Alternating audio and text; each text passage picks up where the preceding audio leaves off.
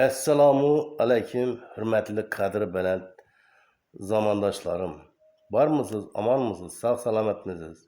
Bugungi yayınımızda yana efirde sizlar bilan Qozboy Rozmetov. Bugungi yayınımızın mavzusi o'z-o'zini davolash uslubi, salomatlik hayot tarzi.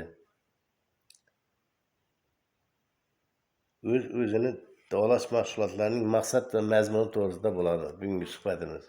Azizlar, qo'yib boratirgan videolarimiz sizlarga ma'qul kelib turgan bo'lsa, sizlarga yoqqan bo'lsa, qiyin bo'lmasa bir dona like bosib kanalimga obuna bo'lib qo'yishingizni so'rayman, agar qiyin bo'lmasa. Shunday qilib bugungi mavzumizni boshlaymiz aziz do'stlar. O'z-o'zini davolash jarayonining tarkibidagi komponentlar. O'z-o'zini davolash amaliyotida salomatlik va yoshlik timsolining ahamiyati va roli. Biz nima uchun kasal bo'lamiz? Chunki hayotda yolg'on ko'rsatmalar yo'nalishida yashaymiz. Masalan, aslida o'zagi noto'g'ri bo'lsa-da, bolalikdan sog' tanda sog'lom aql degan naqlni haqiqat deb qabul qilishga ko'nikkanmiz. Ko'pgina yoshlar va jismonan sog'lom kishilar o'z xatti-harakatlari bilan bu naqlni inkor etadilar.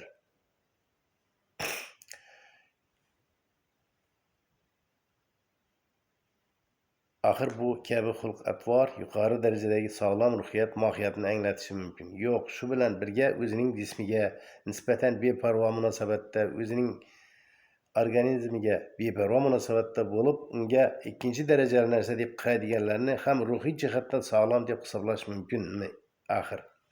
Axir inson jismi qalb ibodatxonasi-ku.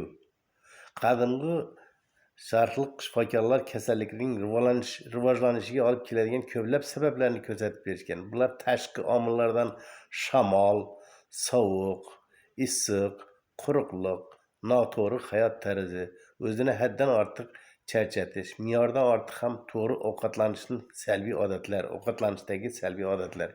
Ichki omillar xoh ijobiy, xoh salbiy bo'lsin, haddan ortiq darajada hissiyot bilan kechuvchi tashvishlar jism sog'lig'iga ruhiyatning sog'lomligi orqali erishiladi. Hech qachon aksincha emas. Inson vujudi tug'ilganidayoq 8-10 barobar chidamlilik zaxirasi bilan ta'minlangan bo'ladi azizlar.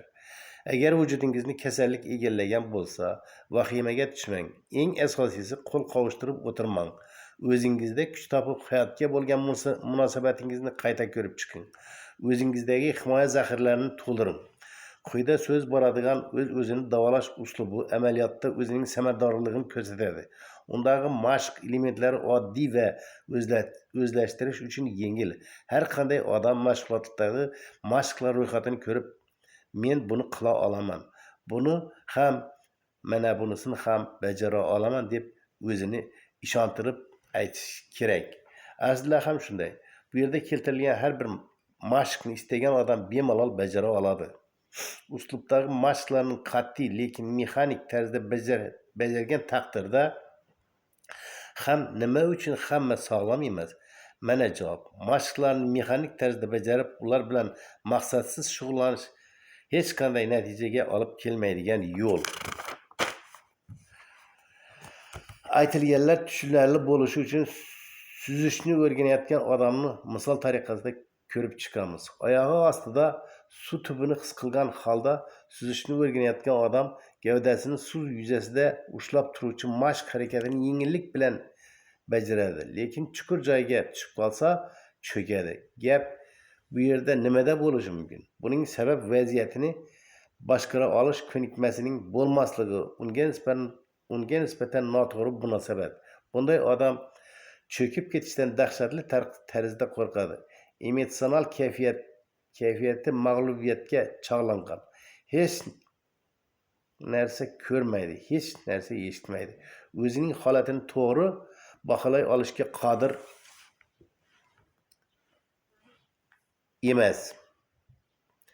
Og'zidan pufakchalar chiqarib bo'g'ziga suv tiqiladi. Suvda nafas olishni bilmaydi. Jonli holatda tipirchilaydi, harakatlarni boshqara olmaydi, tez charchab qoladi. Jismonan baquvvat emas. o'zini suzayotgan holatda tasavvur qila olmaydi. Qalbida o'zini suzuvchi timsolda tasavvur qila olmaydi va aksincha suzishni biladigan odam suvdan qo'rqmaydi. To'lqinlarni, qirg'oqni, boshqa suzuvchilarni ko'radi.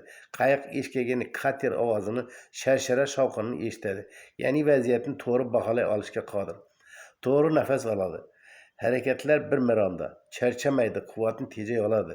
O'zini suzuvchi sifatida his qila oladi. Oxirgi punkt. Yuqorida sanab o'tilganlar orasida eng muhimi qolgan hammasining harakatini bir butun qilib jamlaydi. Suv yuzida erkin va ishonch bilan suzsa, suza olishning jo'shqin istagi bilan mustahkamlangan suzuvchi timsoli suzishni o'rganuvchi egallagan malakasini bir butun qilib birlashtirib natijaga ega bo'lishda yordam beradi. Bu timsol qanchalik yorqin ekanligini, yorqin yaratilgan va suzish xohishini qanchalik kuchli ekanligiga qarab odam yo Gellespontni kesib o'tish qobiliyatini egallaydi, yo hovuz devorini paypaslagancha uning sokin suvini kesib o'tadi. Bu yerda har kim o'zining ko'nglidagini tanlashga haqli. Kasallik girdobiga tushib qolgan bemor bunday tanlovda marhum. Uning o'zi juda qisqa muddat ichida bu muammodan qutulishi darkor.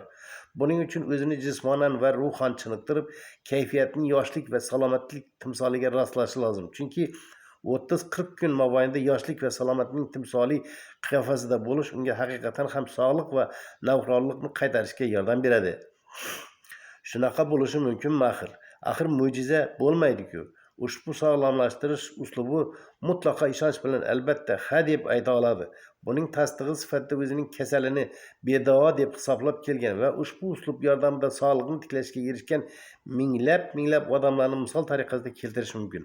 Ular dori-darmonsiz, o'zga vositalarsiz mustaqil ravishda salomatlik va yoshlikni qo'lga kiritishga muvaffaq bo'lishadi. Uslub ko'plab surunkali bemorlarga og'ir dardlardan qutulishga yordam bergan.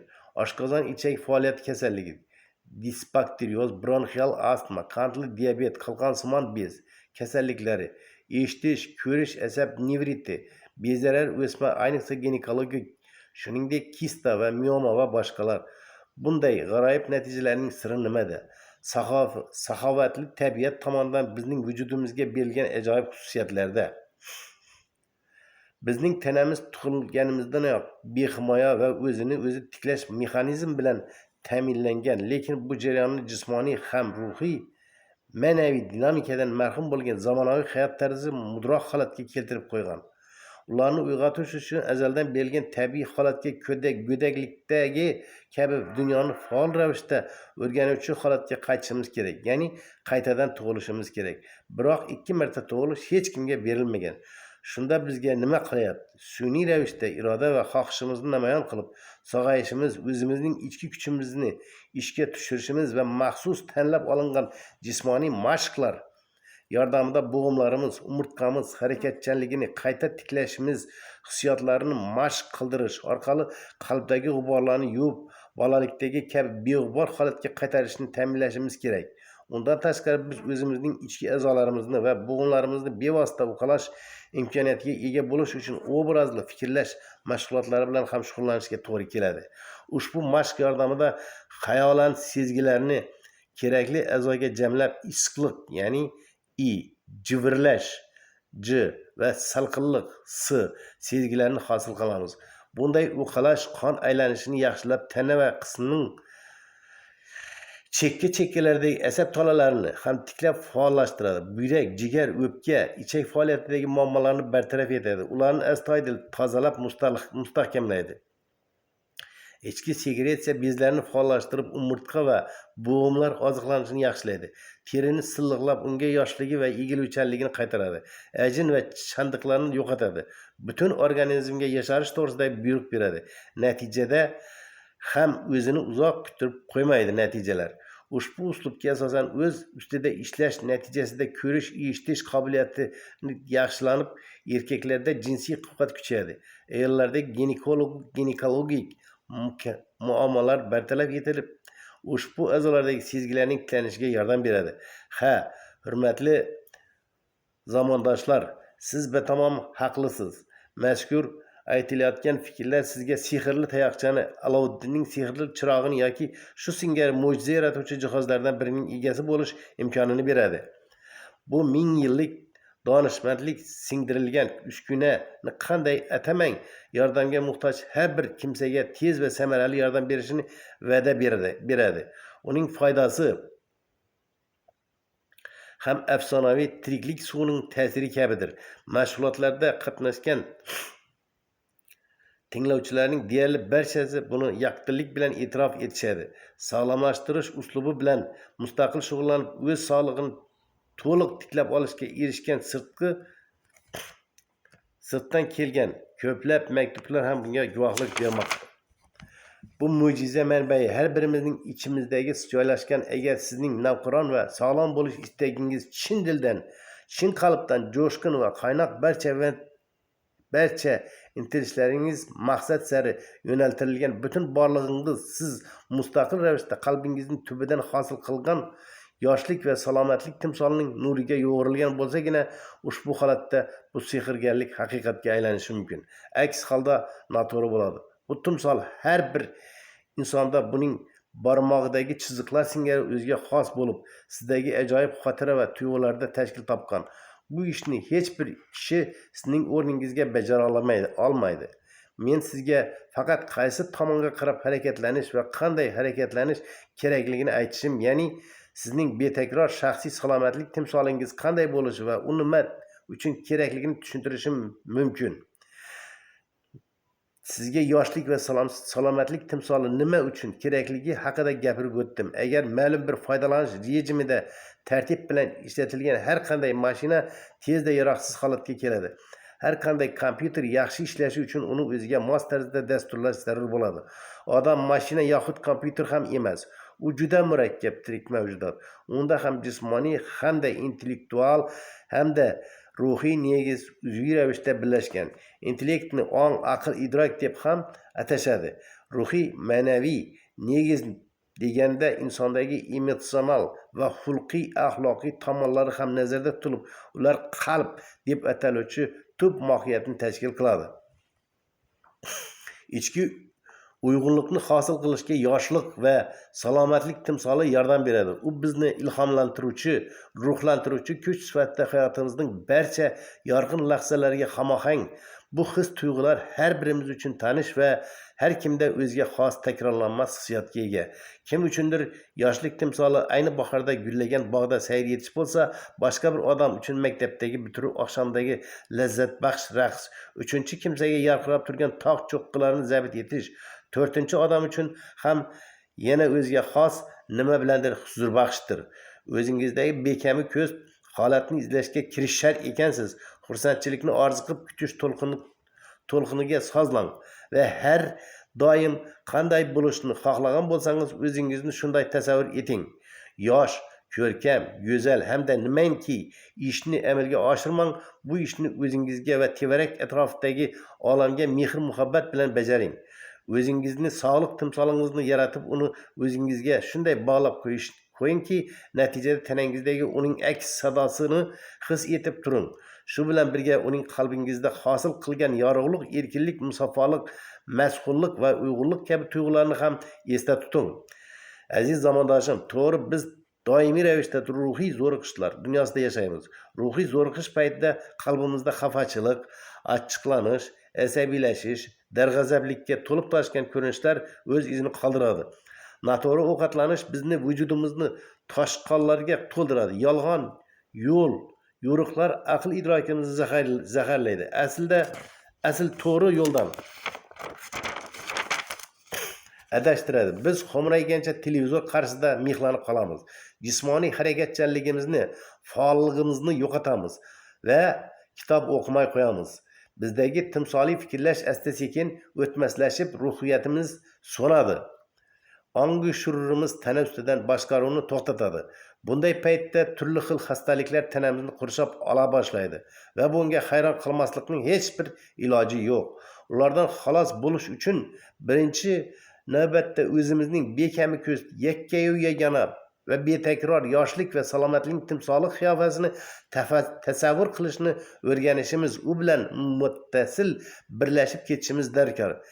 Ana shunday sog'ayish jarayoni shiddatli tarzda boshlanib, uslubning barcha mashqlari aql bovar qilmas natijalar bera boshlaydi.